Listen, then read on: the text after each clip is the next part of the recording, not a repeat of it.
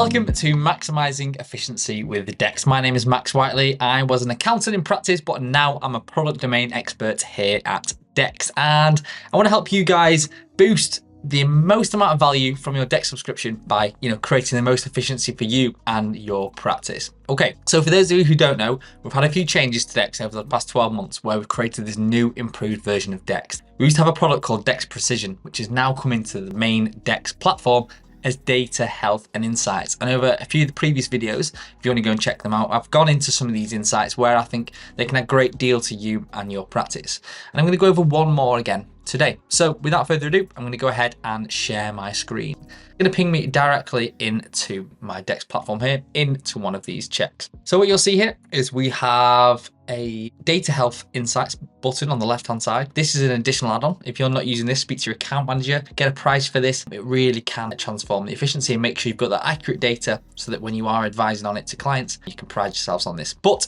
in this scenario, the data health check that we're going to look at is historical changes. So when I worked in practice, often would be the case, you come to do a set of accounts for the year. For some reason, the opening balances just don't agree.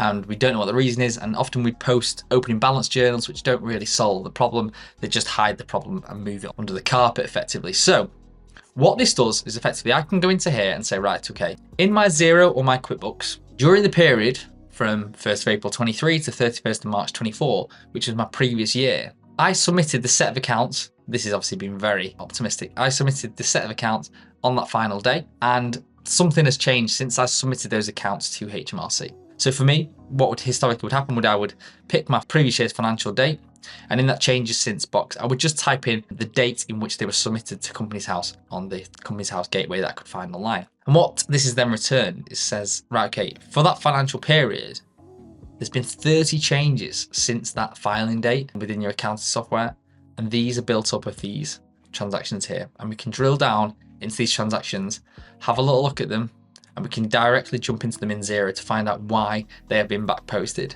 We can then go and educate our clients to tell them, please don't go back into the previous year once it's been closed off, or we need to work with our team to enable lock dates and put some more processes into making sure that lock dates are there.